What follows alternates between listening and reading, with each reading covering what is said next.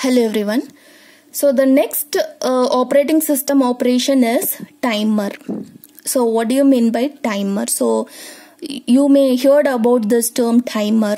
So whenever if you are working with the web browser and you are giving some request on the page, so you are just typing any of the address. Suppose that page is keep on loading and it is not showing the correct page, whatever you need, right? So after some period of time, it will show the timer exceed. It will show the timer exceed. So you can close that page. Okay. So in some cases you will not get that warning messages timer exceed.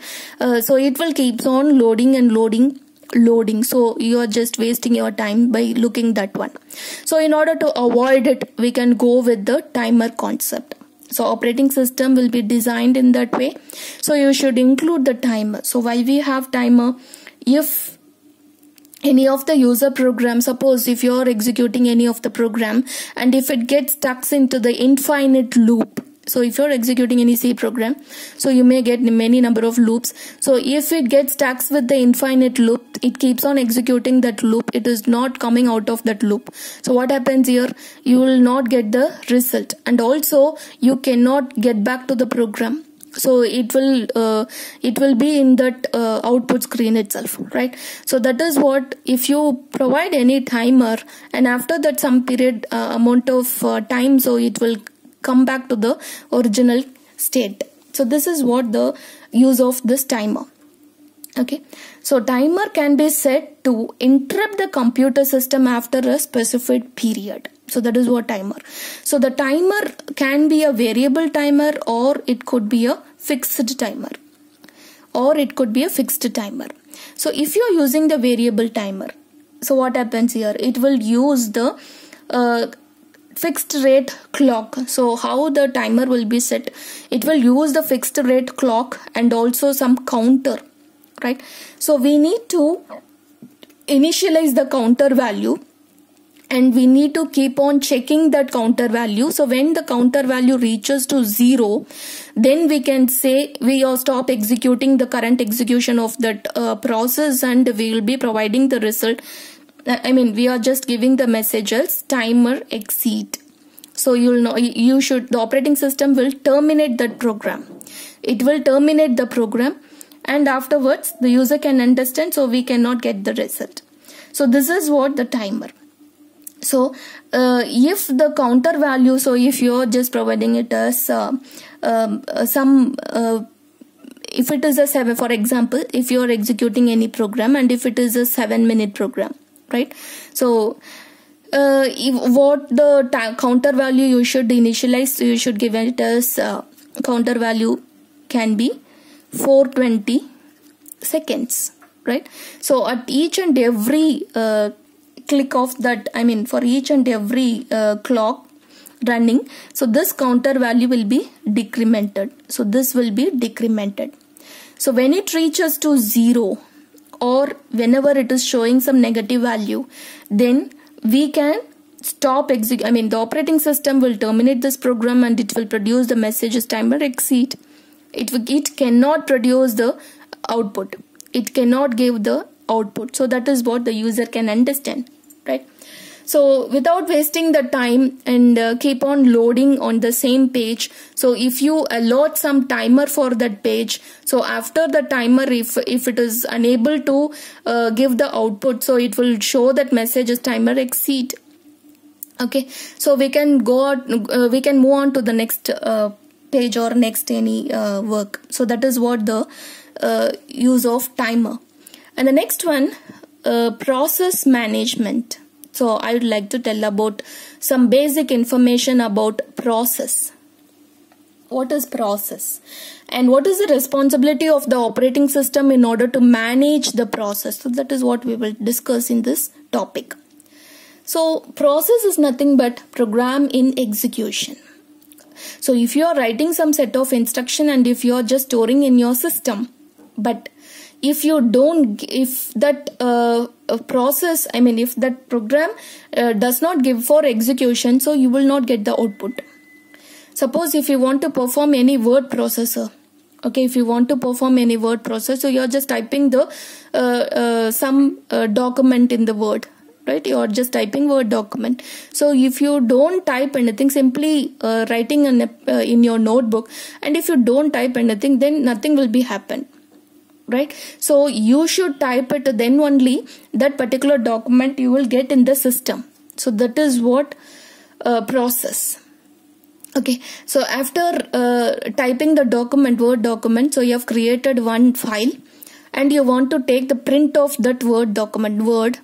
So even if you press the Control P or else if you select the print option, then the print process will be happened.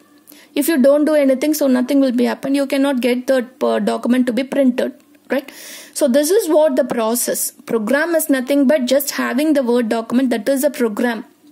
Process is program in execution, that is what process. Program in execution, that is what process.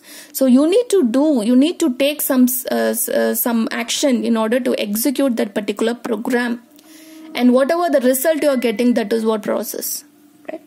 So we can call this program as a passive entity and process as an active entity. And why we have shown this program counter? We are using this program counter in order to show the address of the next instruction. So program is nothing but set of instruction. In order to execute the program, so we need to execute each instruction one by one.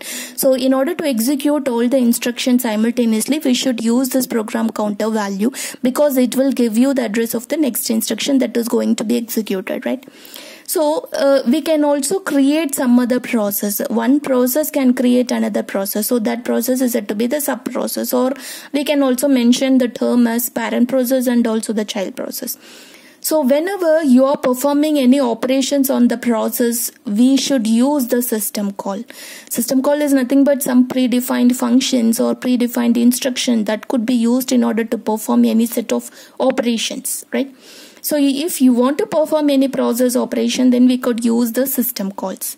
And all these process, so whenever you are trying to execute any of the program, and that at that time, so it should use all other resources also, resources which are nothing but the CPU time or the memory or the files or even the IO devices, all are said to be resources. So it will use all those resources.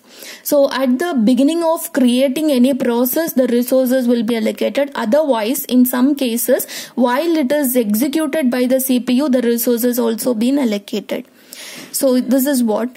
And the next one, these are all some of the functionalities which is provided by the operating system. And one more thing, so one program can also have one set of process, otherwise it will also lead to two process. So one program also be divided into two partitions. So one partition will be treated as one process and other partition can also be treated as the next process. So in this way, the operating system will execute the process continuously, right? So process is nothing but the unit of work that to be done, or whatever the operation we need to perform by the operating system. So what are all the responsibilities should be given by the operating system when it deals with the process? First one, it will schedule the process and threads. Threads, I will tell you. So the process can have more number of threads. Single task of execution, which is nothing but thread. So I'll tell you in detail about threads in the next video. Scheduling process and threads. So how it is scheduling the process, OS has to take the responsibility of it, right? So it has to allocate the process to the CPU, and how it is scheduling. So we already discussed CPU scheduling, and one more thing is job scheduling, right? Creating and deleting both user and system process. So whatever the process that should be created, otherwise if the process has done its operation, so after the execution, so we can also delete it or we can terminate it, right? We are not doing it, so all those things will be done by the operating system. Suspending and resuming process. What is the meaning of suspending? So while it is executing, if it wants to perform any other process, then this particular process will be suspended. If the CPU switches from one process to another process, then these two operation will be carried over. So that particular first process will be suspended, and the next process will be given for CPU, and after the execution of second process, if it wants to again execute the first process, it will be resumed. So that is what suspended and resumed. So temporarily we have stopped executing the current process. That is what suspending the process. And again, if you are getting the control of the first process, that is nothing but resuming the process. So whenever you have many number of processes and if you keep on executing all the process, it should be synchronized.